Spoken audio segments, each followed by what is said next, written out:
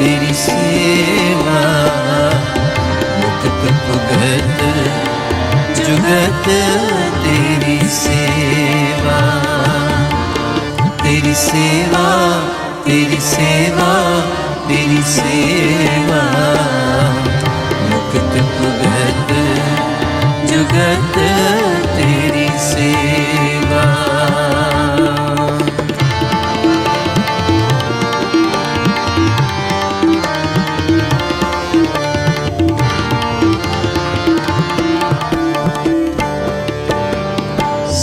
सिमर सिमर नाम जीवा तन मन होए निहाला,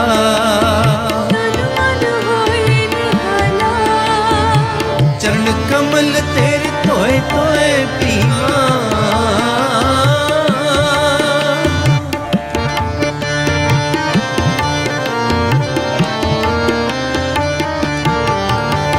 चरण कमल तेरे तोए तोए पीवा मेरे सतगुर दीन दयाला।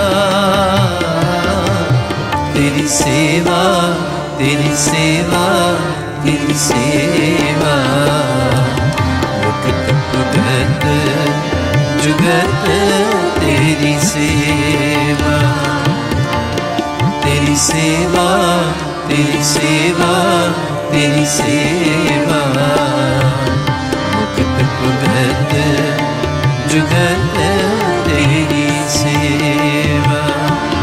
जिस तू आप कराए, जिस तू आप कराए,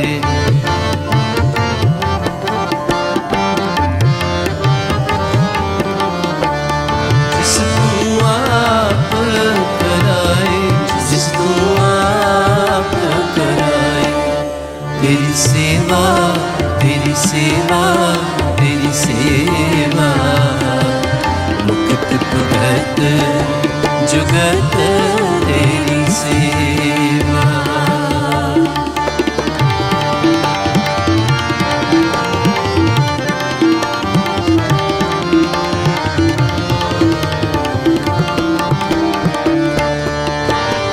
कुर्बान जाई उस वेला सुहावी जित तुम रह द्वारे आया,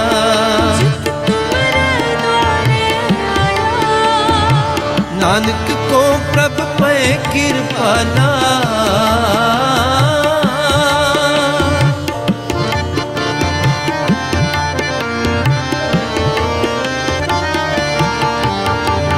नानक को प्रभ पे कृपाला सतगुर पूरा पाया।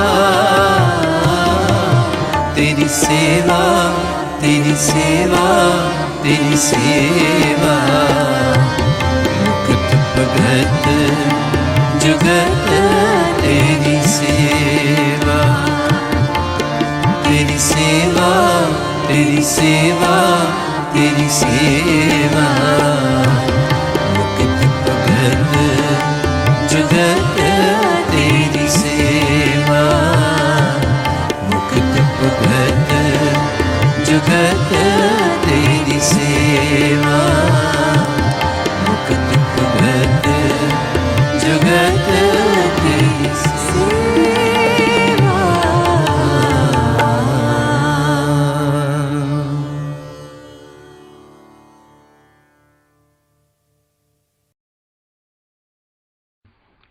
अति धन्यवाद देवियों।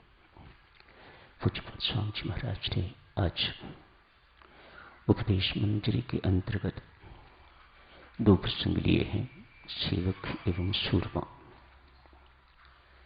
सेवक ही सूरमा है साधकजनों। सेवक बनना कोई इतनी आसान बात नहीं। सेवक ही सूरमा है जो सेवक बन गया।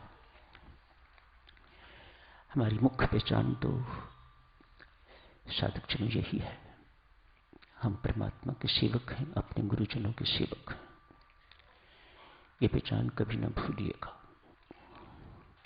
परमेश्वर की कृपा है कि हम परमात्मा के सेवक हैं या अपने गुरुजनों के सेवक हैं। बहुत महत्वपूर्ण बात होगी। होगी ना कि आप सेवक राम के हैं या रावण के। कितना अंतर होगा दोनों में। आप सेवक किसी संत के हैं या स्मगलर के, पापी के, कितना अंतर होगा। परमात्मा की कितनी मेहर है हम पर। हम परमात्मा के सेवक हैं या फिर अपने गुरुजनों के सेवक हैं। उत्तम सेवक राम के स्वामी जी महाराज ने कहा, कौन है उत्तम सेवक? ये राम जी का सेवक है, सबसे बड़ा सेवक है। ये राम जी का सेवक है, ये गुरुजनों का सेवक है। अतएव साधकजनों, हमारी पहचान हुई सेवक, साधक या भक्त एक ही बात है। अपनी इस पहचान को कभी नहीं भूलना। हनुमान जी कहाँ अपने आप को हनुमान जी कहते हैं? मैं रामदूत हूं, अपनी पहचान।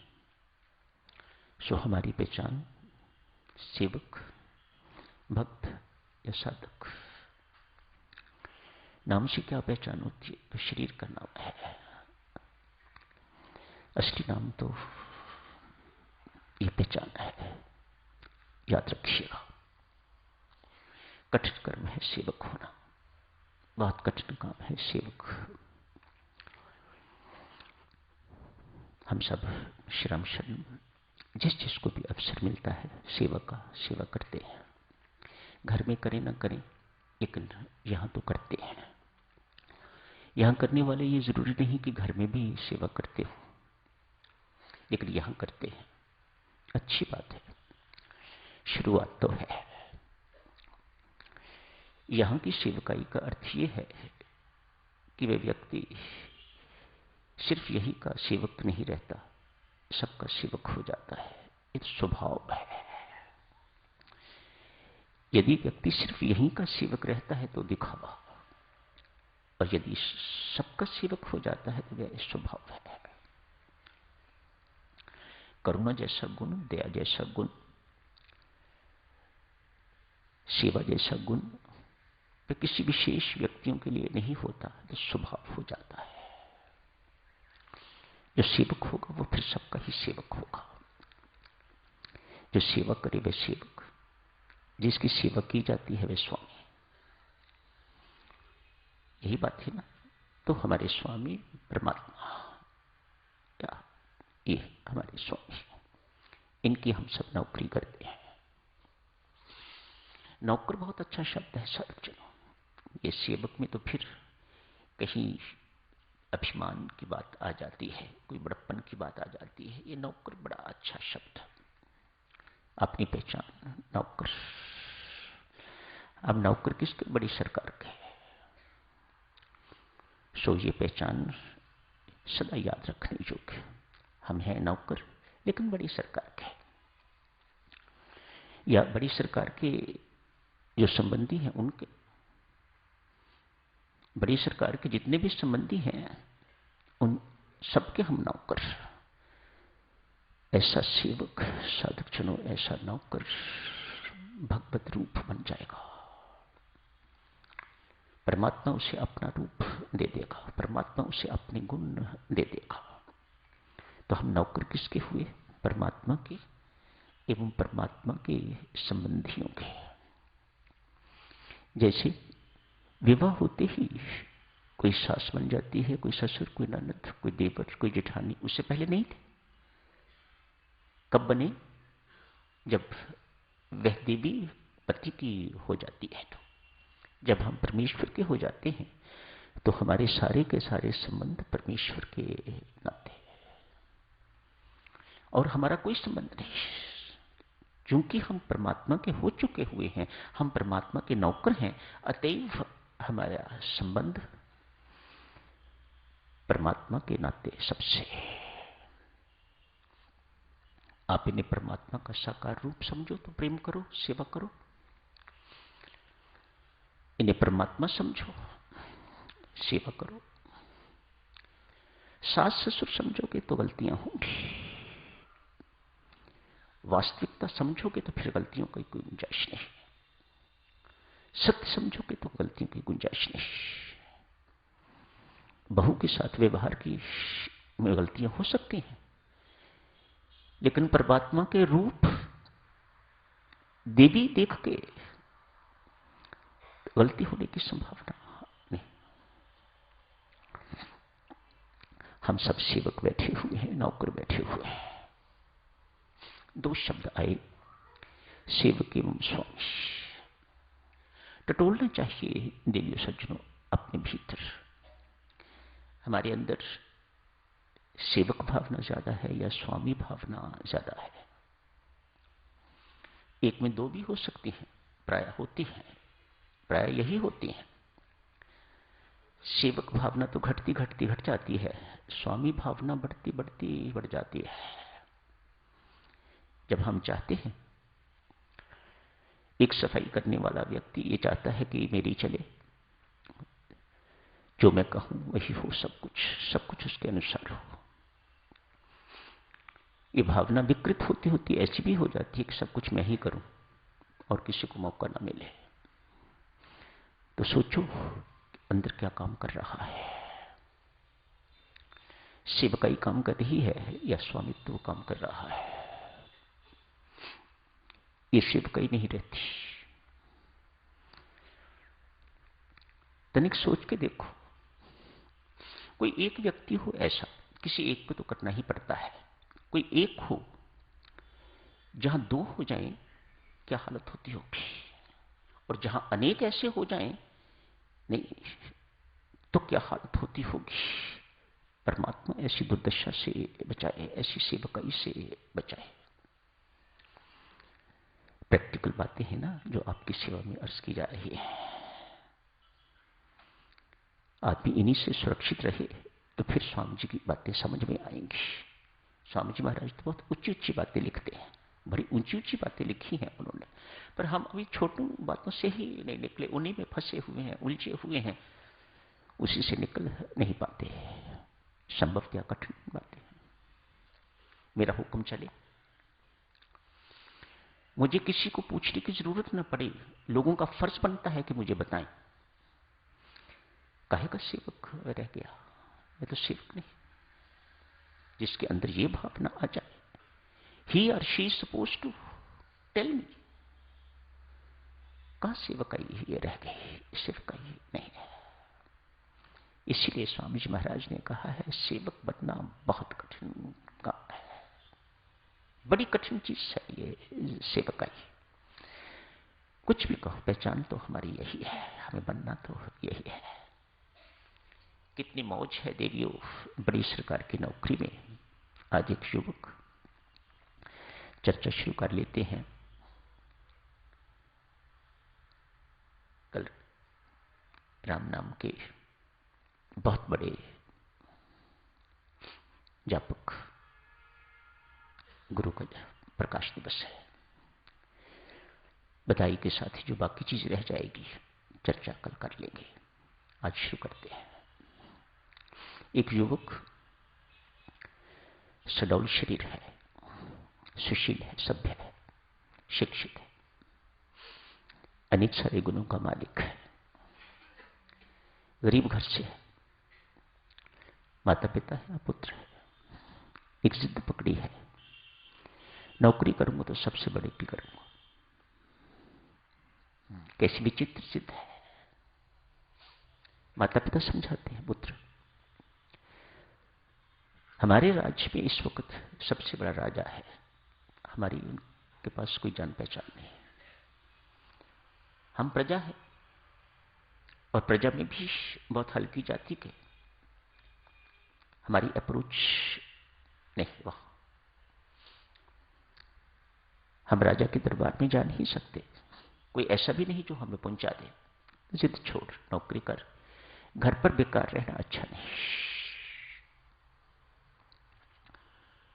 और कुछ ना हो देवियों सज्जनों, बेकार आदमी का मन तो बिगड़ेगा ही बिगड़ेगा, वाणी बिगड़ेगी, मन बिगड़ेगा, कोई बचा नहीं सकता। व्यस्त रहना बहुत जरूरी है हर एक के लिए। हर एक भजन पाठ में, जाप पाठ में व्यस्त नहीं रह सकता। सो कुछ ना कुछ, जिनको जिंदगी भर कुछ ना कुछ करने का अभ्यास होता है, उन्हें रिटायरमेंट के बाद भी कुछ ना कुछ करना पड़ता है अपने आप को व्यस्त रखने के लिए, नहीं तो ये मन खा जाएगा। ये मन आपका सब कुछ बिगाड़ के रख देगा। माता पिता समझाते हैं लेकिन ये युवक समझ नहीं रहा। नहीं पिताश्री, मैंने नौकरी करनी है तो सबसे बड़ी ठीक करनी है।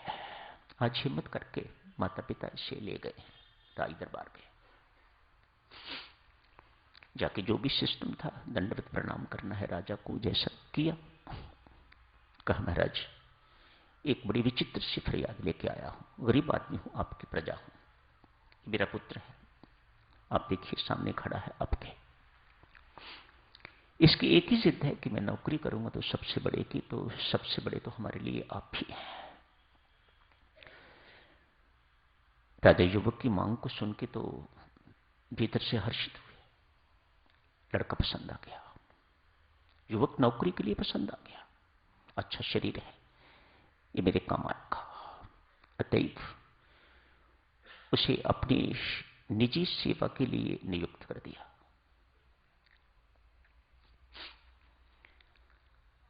मालिश करता है, हर वक्त साथ रहता है, जहां कहीं जाता है साथ होता है। राजा साहब ने इस युवक को निजी सेवाओं के लिए नियुक्त कर लिया है। समय बीतता जा रहा है, वह अपनी नौकरी से राजा साहब को, रानी साहिबा को प्रभावित कर रहा है। प्रेम में बड़ा बल है देवियों, सेवा में बहुत बल है। जहां कहीं बात कुछ नहीं बनती, जहां कुछ भी नहीं काम करता, वहां प्रेम काम करेगा, वहां सेवा काम करेगी। प्रेम तो बेटा निराकार है, सेवा उसका साकार रूप है। प्रेम कैसे अपने आप को अभिव्यक्त करता है? सेवा के रूप में। प्रेम निराकार है तो सेवा उसका साकार रूप है। अपनी सेवा से, प्रेम से लड़के ने, युवक ने सबको बहुत प्रभावित कर दिया हुआ है। वर्ष में एक बार इन छोटे राजा को किसी बड़े राजा को रिपोर्ट करने के लिए जाना होता है। आज गए, अनेक सारे उपहार, रीति रिवाज के अनुसार अनेक सारे उपहार इकट्ठे कर लिए हैं और वह उपहार लेके राजा साहब कहीं जा रहे हैं तो इस युवक को साथ ही जाना है। ये तो नहीं पूछ सकता, नौकर है ना, कहां जा रहे हैं आप राजा साहब, कहां जाना होगा ना, पर साथ जाना है। छोटे राजा बड़े राजा साहब के पास गए, जाके दंडवत प्रणाम किया। राजा चकित, ये युवक चकित, ये कौन है? जिसको मैं सबसे बड़ा समझता था वह किसी दूसरे को इस प्रकार से प्रणाम कर रहा है, ये कौन है? मुझे जानना चाहिए। सब कुछ कर दिया, सब कुछ हो गया। पूछा राजा साहब, माफ करें ये कौन है? कहा ये मेरे से बड़े राजा हैं, मुझे हर वर्ष इनके पास आना पड़ता है। तो राजा साहब मुझे क्षमा करें, मुझे तो फिर इन्हीं की नौकरी करनी है। बड़े राजा साहब के सामने बड़े राजा को भी ये युवक पसंद आया, उसने भी अपनी निजी नौकरी के लिए इसे नियुक्त कर लिया। भीतर की भावना देखो देवियों, किस चीज पर प्रसन्न होता है ये युवक? एक युवक कोई मामूली युवक नहीं है। किस बात पर प्रसन्न होता है? इस बात को देखिए, मैं जिसकी नौकरी करता हूं उसके आगे सब झुकते हैं। बस अपना बड़प्पन नहीं, अपना स्थान बीच में नहीं, कुछ नहीं। नौकर तो वही है, सेवक तो वही है जो अपने स्वामी को आगे आगे करता है, जो परमात्मा को आगे आगे करता है। जो स्वयं आगे होना शुरू कर दिया जिसने, वह समझ लीजिएगा पतन को प्राप्त होके रहेगा, वह सेवक तो नहीं रह सकेगा। किस बात पर प्रसन्न होता है? मैं जिसकी नौकरी करता हूं, मैं किसका नौकर? उसका नौकर जिसके आगे सारे झुकते हैं।